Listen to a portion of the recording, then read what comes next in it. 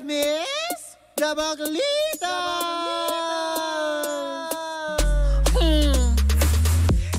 Same pero iba. Dahil ako pa rin ngayon ay mag-isa ngayong araw ng Lunes. O, diba na nakakaloka. Hello po sa inyong lahat. Happy Monday morning.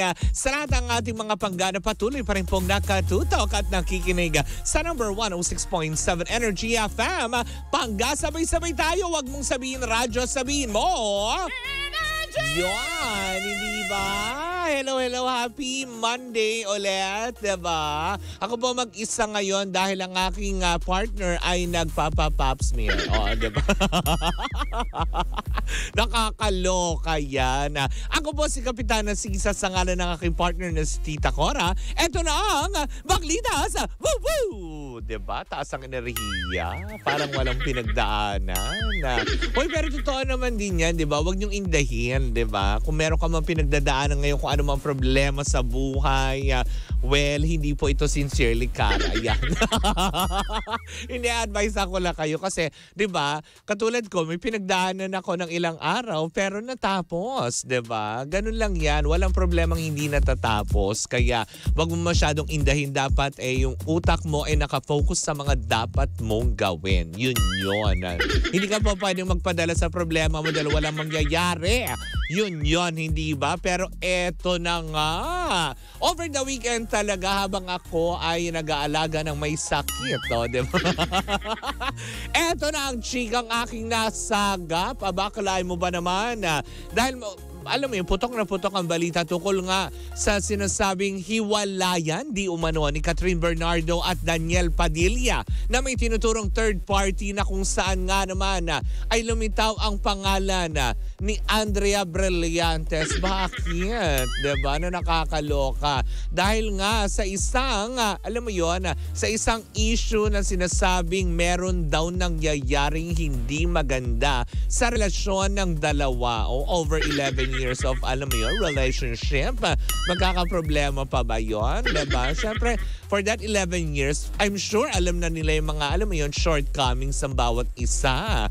Kaya lang, parang ngayon ay parang bakit nadadawit ang pangalan ni Andrea Brillantes na siyang tinuturo di umano na siya ang nagwakas ng relasyon, alam mo yun, na iniidolo at pinakikiingat-ingatan ng mga tao na wag naman sanang mawasak. Pero pinabulaanan na nga ito ng kampo ni na Catherine Bernardo at Daniel Padilla na wala pong nagaganap na hiwalayan sa dalawa. At least, diba, natuldo ka ng issue. In short, mali. Walang third party. Walang walang hiwalayang nagaganap dahil wala ni isa sa kanila ang nagbigay ng mga statements patungkol sa kanilang relasyon. Natural lang naman na magkaroon ng problema ang bawat relasyon pero hindi ibig sabihin ay magkahiwalay sila. Sabi nga, 'di ba, mag-aaway pero hindi maghihiwalay. Yan dapat, 'di ba? Understandings. Maybe alam mo 'yon, ang love nila para sa isa't isa is greater than their failures. For 11 years na magkasama sila, for sure, diba, alam na nila kung paano alalayan ng bawat isa at hindi naman ibig sabihin na nagka-problema, hiwalay agad.